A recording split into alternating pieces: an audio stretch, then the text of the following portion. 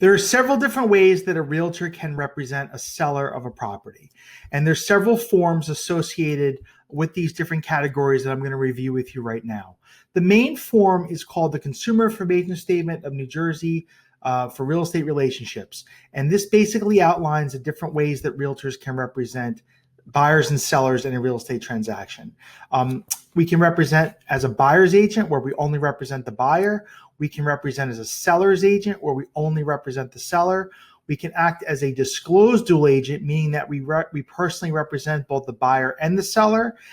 We can also act as a transaction broker, meaning that we have fiduciary responsibility to no party, and we're just there to facilitate the transaction.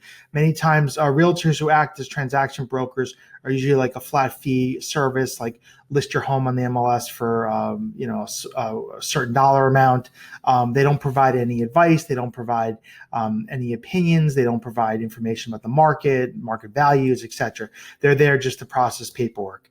I do not act as a transaction broker, but there are realtors who do act as transaction brokers.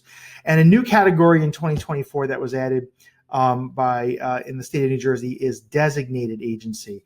And designated agency is where the broker of the office can designate one agent to represent the seller of a property and a different agent in that office to represent the buyer of a property.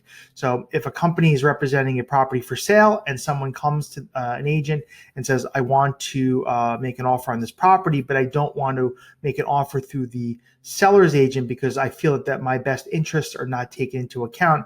What happens then is the broker can assign a different agent in that office to represent them and have fiduciary responsibility to that buyer. And that's called designated agency. So one agent in the company will represent the buyer and one represents the seller.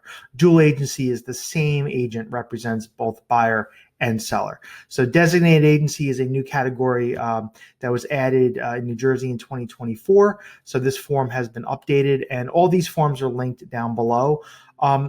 Regarding dual agency, disclosed dual agency, a seller must give informed consent of dual agency. So they have to agree to it, that they recognize that dual agency can take place.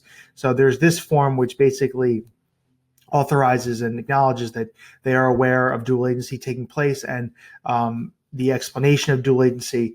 Also, because there's now designated agency, there's also an informed consent form that needs to be signed by the seller saying they're aware that designated agency can come into play in the transaction and they give their consent for that. So these forms are to be signed by a seller before listing their property for sale. I'll link them down below. If you have any further questions about this, you can reach out to me anytime at walter@livingonthehudson.com or at 347-448-3766. Have a great day.